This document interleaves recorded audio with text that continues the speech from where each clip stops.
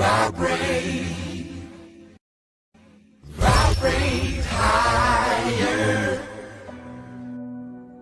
like to tell you about the strangest secret in the world.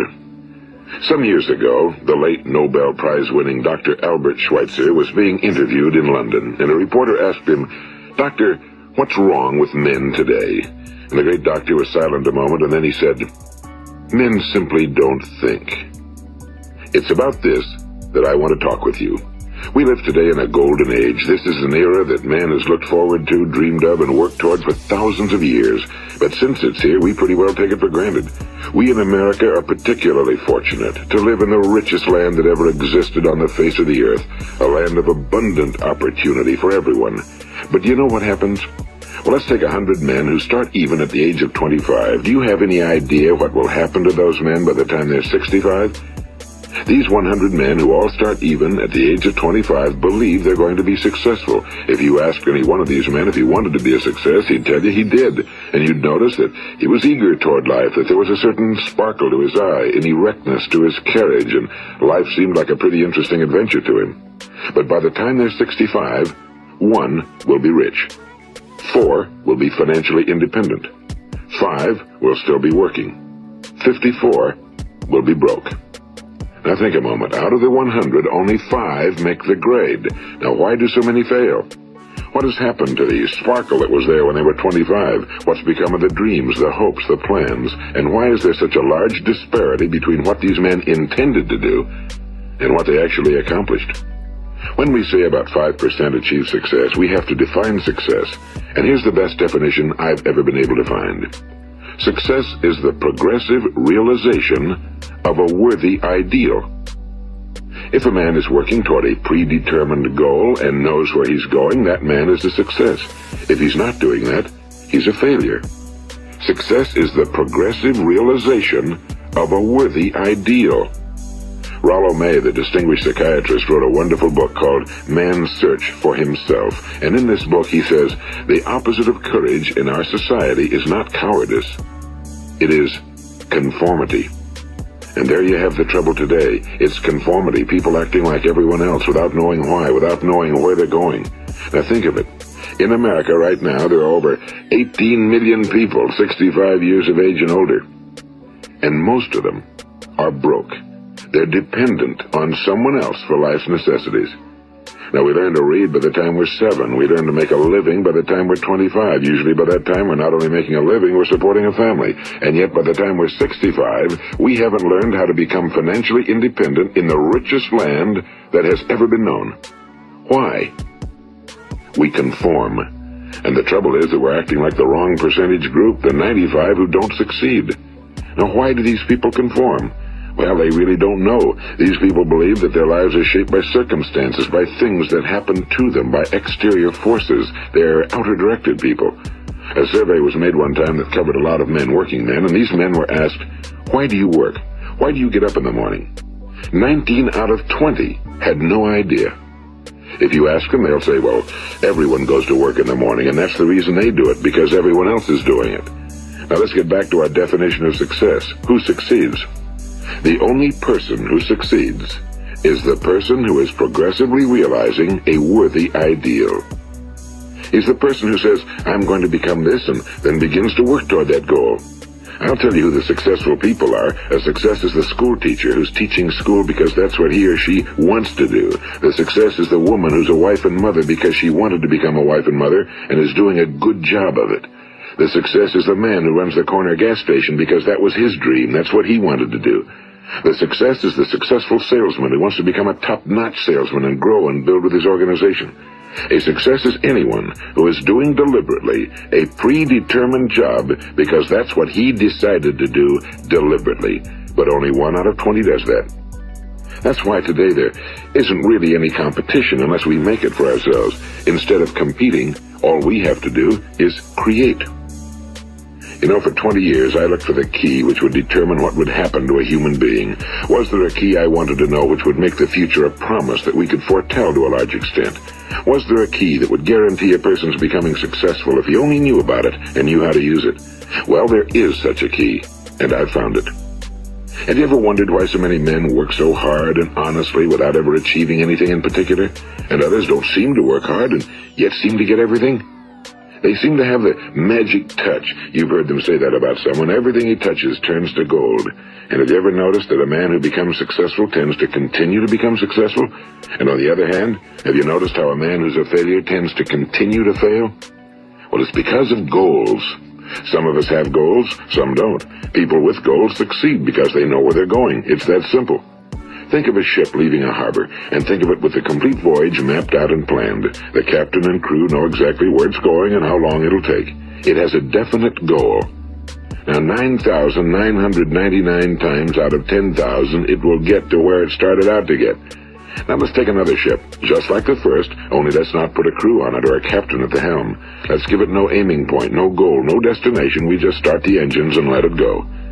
I think you'll agree with me that if it gets out of the harbor at all, it will either sink or wind up on some deserted beach, a derelict. It can't go anyplace because it has no destination and no guidance, and it's the same with a human being. Take the salesman, for example.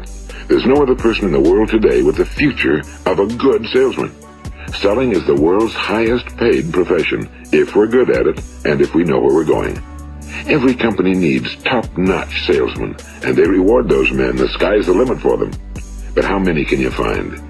Someone once said the human race is fixed, not to prevent the strong from winning, but to prevent the weak from losing.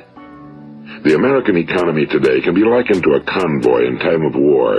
The entire economy is slowed down to protect its weakest link, just as the convoy had to go at the speed that would permit its slowest vessel to remain in formation. That's why it's so easy to make a living today. It takes no particular brains or talent to make a living and support a family today. So we have a plateau of so-called security, if that's what a person's looking for. But we do have to decide how high above this plateau we want to aim. Now let's get back to the strangest secret in the world, the story that I wanted to tell you today.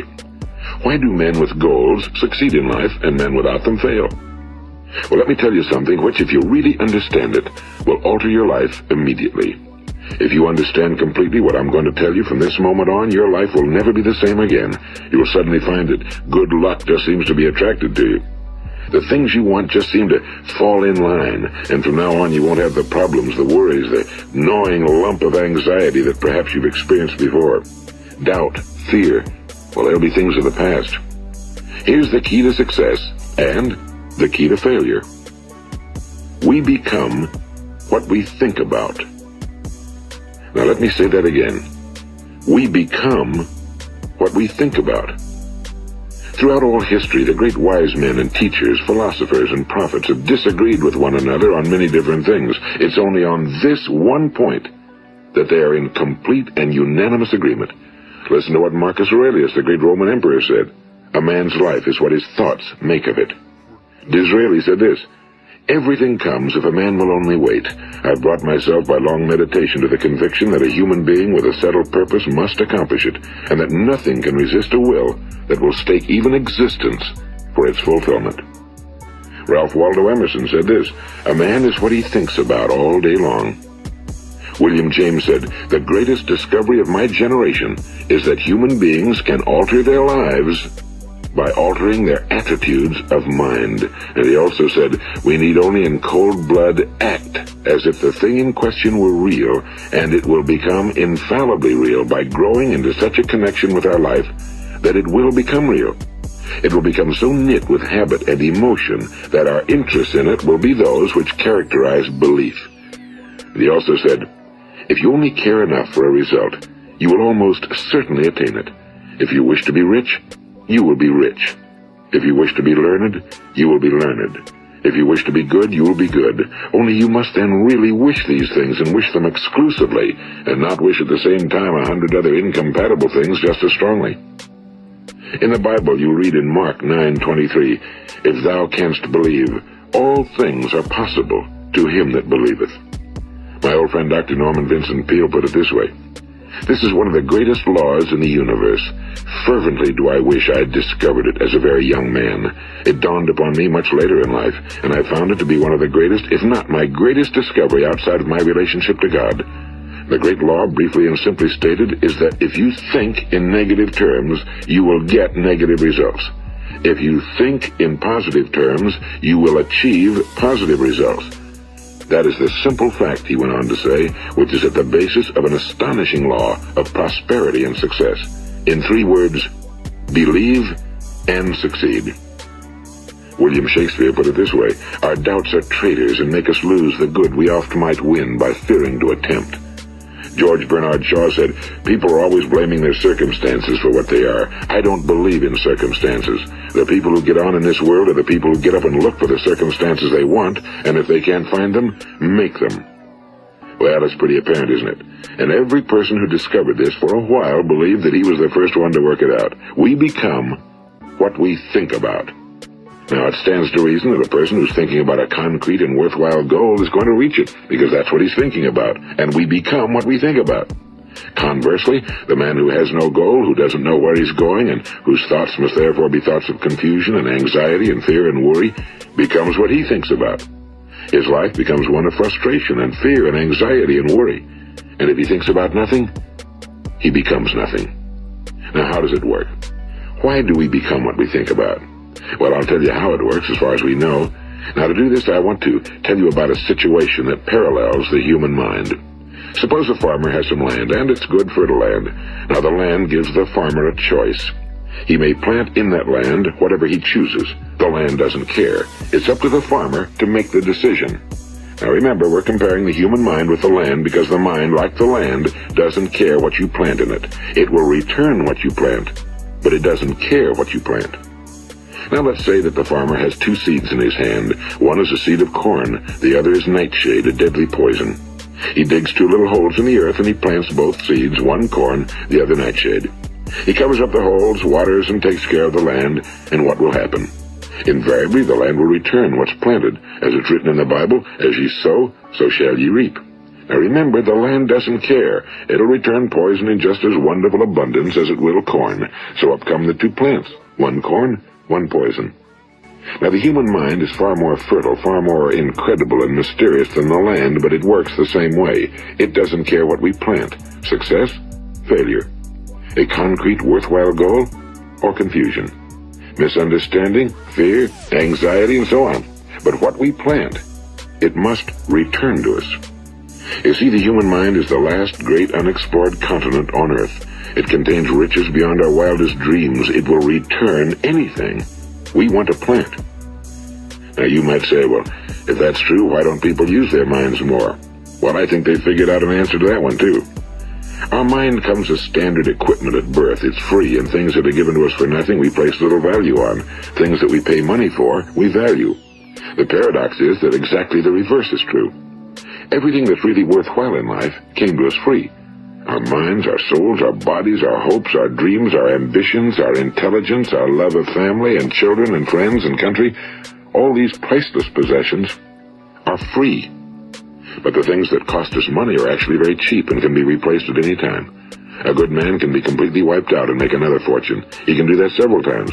Even if our home burns down, we can rebuild it. But the things we got for nothing, we can never replace. The human mind isn't used because we take it for granted. Familiarity breeds contempt. It can do any kind of job we assign to it, but generally speaking, we use it for little jobs instead of big, important ones. Universities have proved that most of us are operating on about 10% or less of our abilities. So decide now, what is it you want? Plant your goal in your mind. It's the most important decision you'll ever make in your entire life.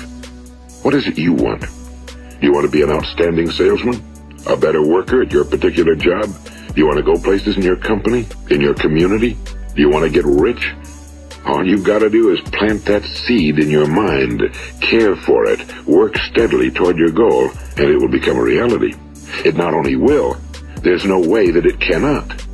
You see, that's a law, like the laws of Sir Isaac Newton, the laws of gravity. If you get on top of a building and jump off, you'll always go down. You'll never go up, and it's the same with all the other laws of nature. They always work. They're inflexible. Think about your goal in a relaxed, positive way. Picture yourself in your mind's eye as having already achieved this goal. See yourself doing the things you will be doing when you've reached your goal. Ours has been called the phenobarbital age, the age of ulcers and nervous breakdowns and tranquilizers. At a time when medical research has raised us to a new plateau of good health and longevity, far too many of us worry ourselves into an early grave trying to cope with things in our own little personal ways without learning a few great laws that will take care of everything for us.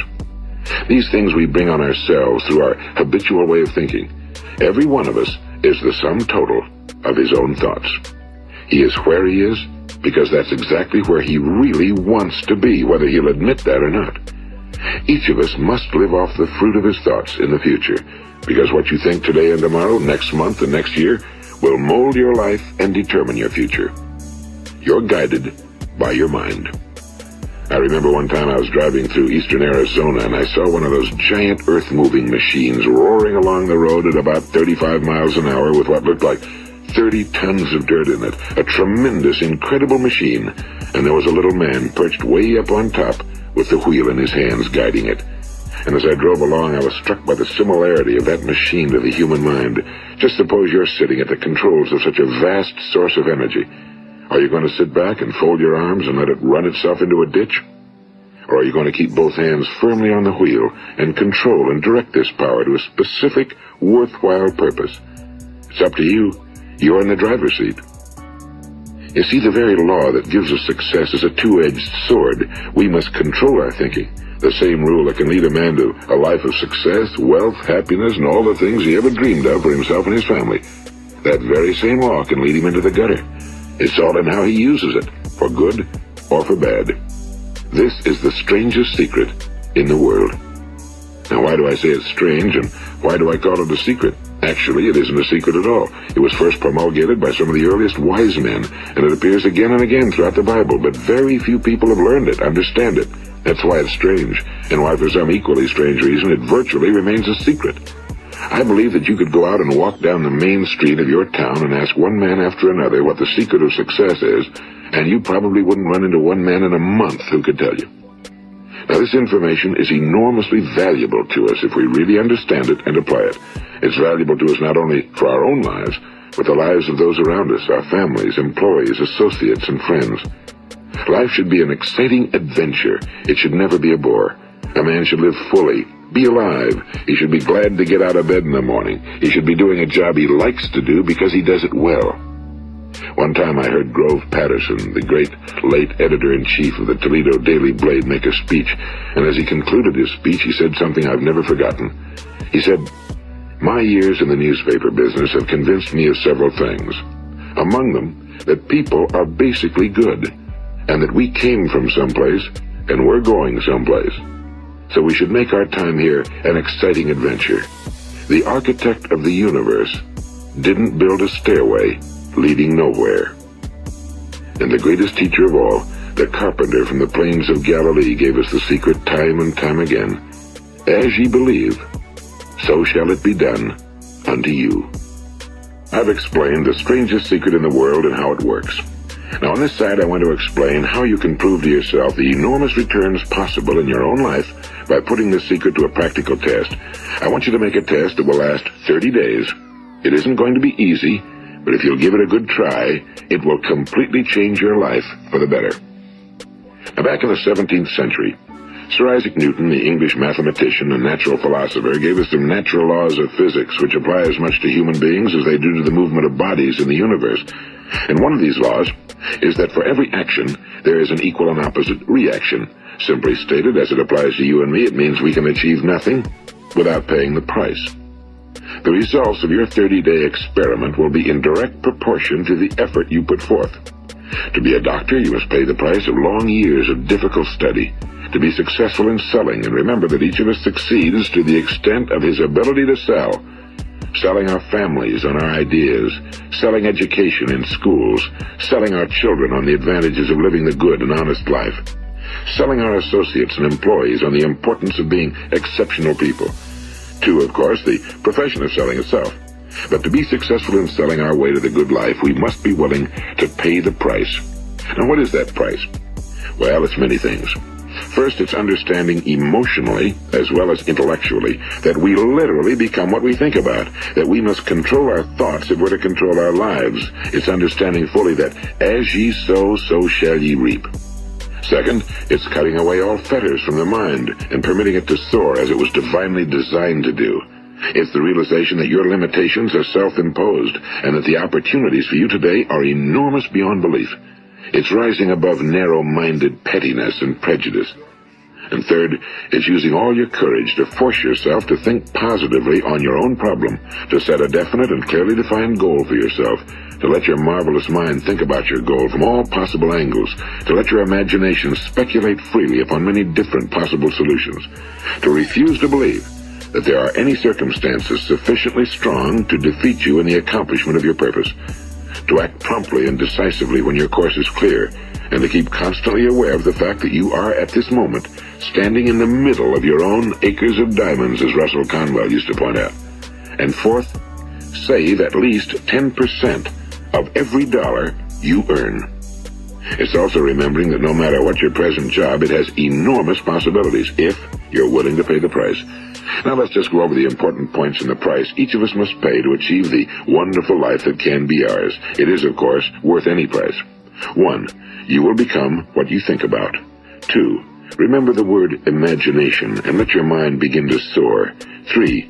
Courage. Concentrate on your goal every day. 4. Save 10% of what you earn. And 5. Action. Ideas are worthless unless we act on them. Now, I'll try to outline the 30-day test I want you to make. Keep in mind that you have nothing to lose by making this test and everything you could possibly want to gain. There are two things that may be said of everyone. Each of us wants something, and each of us is afraid of something. I want you to write on a card what it is you want more than anything else. It may be more money. Perhaps you'd like to double your income or make a specific amount of money. It may be a beautiful home. It may be success at your job. It may be a particular position in life. It could be a more harmonious family. Each of us wants something. Now write down on your card specifically what it is you want. Make sure it's a single goal and clearly defined.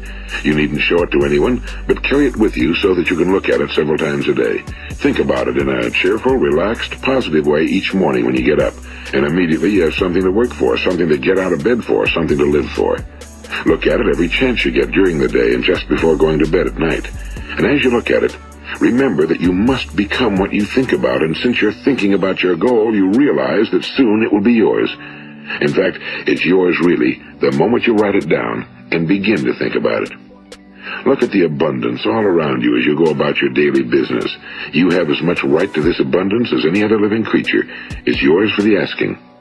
Now we come to the difficult part. Difficult because it means the formation of what is probably a brand new habit, and new habits are not easily formed. Once formed, however, it will follow you for the rest of your life. Stop thinking about what it is you fear. Each time a fearful or negative thought comes into your consciousness, replace it with a mental picture of your positive and worthwhile goal.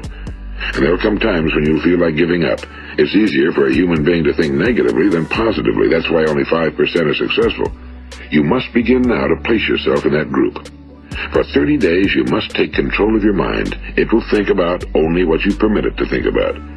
Each day for this 30-day test, do more than you have to do.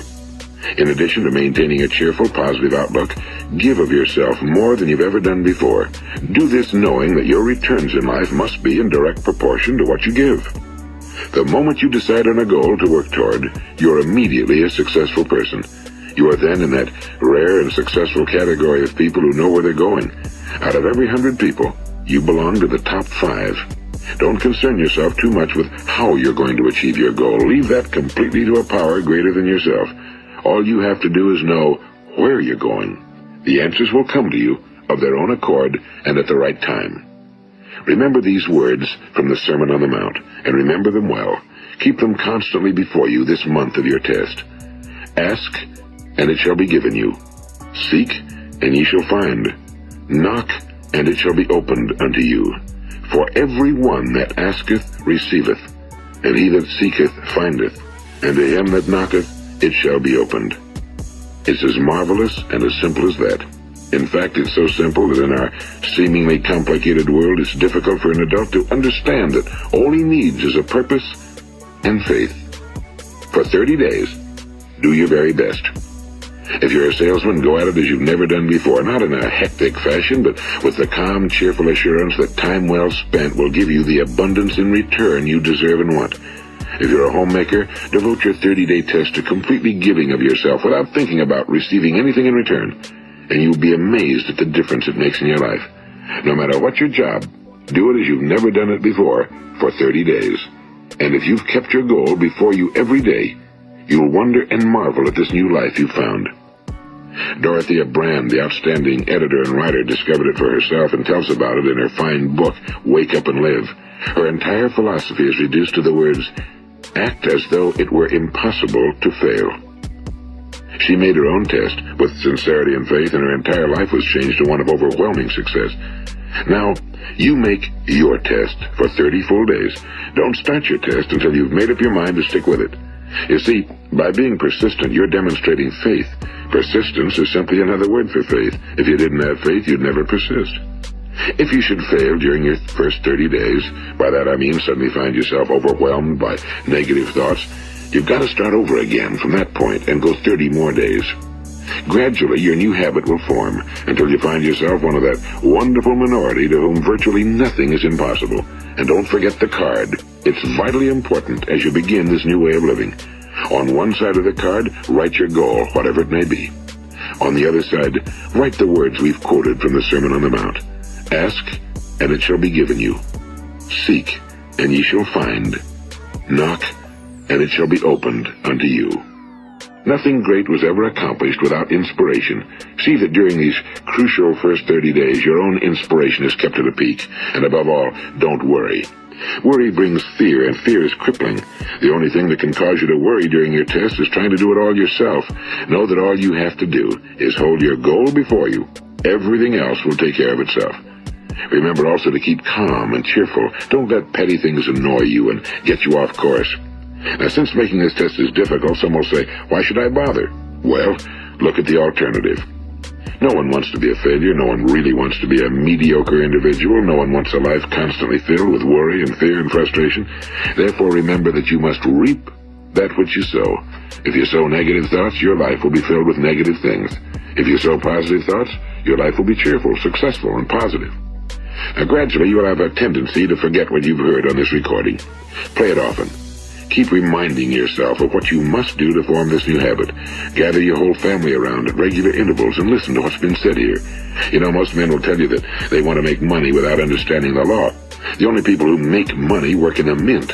The rest of us must earn money. This is what causes those who keep looking for something for nothing or a free ride to fail in life. The only way to earn money is by providing people with services or products which are needed and useful. We exchange our time and our product or service for the other man's money. Therefore, the law is that our financial return will be in direct proportion to our service. Now, success is not the result of making money. Making money is the result of success, and success is in direct proportion to our service. Most people have this law backwards. They believe that you're successful if you earn a lot of money. The truth is that you can only earn money after you're successful. It's like the story of the man who sat in front of the stove and said to it, "Give me heat, and then I'll add the wood." How many men and women do you know, or do you suppose there are today, who take the same attitude toward life? There are millions. We've got to put the fuel in before we can expect heat. Likewise, we've got to be of service first before we can expect money. Don't concern yourself with the money. Be of service, build, work, dream, create. Do this and you'll find there's no limit to the prosperity and abundance that will come to you. Prosperity, you know, is founded upon a law of mutual exchange. Any person who contributes to prosperity must prosper in turn himself. Sometimes the return will not come from those you serve, but it must come to you from someplace, because that's the law. For every action, there is an equal and opposite reaction. As you go daily through your 30-day test period, remember that your success will always be measured by the quality and quantity of service you render, and money is a yardstick for measuring this service. No man can get rich himself unless he enriches others. Now, there are no exceptions to a law. You can drive down any street in America and from your car estimate the service that's being rendered by the people living on that street. Had you ever thought of this yardstick before? It's interesting. Some, like ministers and priests and other devoted people, measure their returns in the realm of the spiritual, but again, their returns are equal to their service. Once this law is fully understood, any thinking person can tell his own fortune. If he wants more, he must be of more service to those from whom he receives his return. If he wants less, he has only to reduce his service. This is the price you must pay for what you want. If you believe you can enrich yourself by deluding others, you can end only by deluding yourself. It may take some time, but just as surely as you breathe, you'll get back what you put out. Don't ever make the mistake of thinking you can avert this. It's impossible. The prisons and the streets where the lonely walk are filled with people who've tried to make new laws just for themselves. We may avoid the laws of man for a while, but there are greater laws that cannot be broken. An outstanding medical doctor recently pointed out 6 steps that will help you realize success. 1. Set yourself a definite goal. 2. Quit running yourself down. 3. Stop thinking of all the reasons why you cannot be successful and instead think of all the reasons why you can. 4. Trace your attitudes back through your childhood and try to discover where you first got the idea you couldn't be successful, if that's the way you've been thinking. 5. Change the image you have of yourself by writing out a description of the person you would like to be. And 6. Act the part of the successful person you have decided to become. The doctor who wrote those words is a noted West Coast psychiatrist, Dr. David Harold Fink. Do what the experts since the dawn of recorded history have told you must do. Pay the price by becoming the person you want to become. It's not nearly as difficult as living unsuccessfully. Make your 30-day test, then repeat it again, and each time it will become more a part of you until you'll wonder how you could ever have lived any other way. Live this new way and the floodgates of abundance will open and pour over you more riches than you may have dreamed existed. Money? Yes, lots of it. But what's more important, you'll have peace. You'll be in that wonderful minority who lead calm, cheerful, successful lives. Start today. You have nothing to lose, but you have a whole life to win. This is Earl Nightingale, and thank you.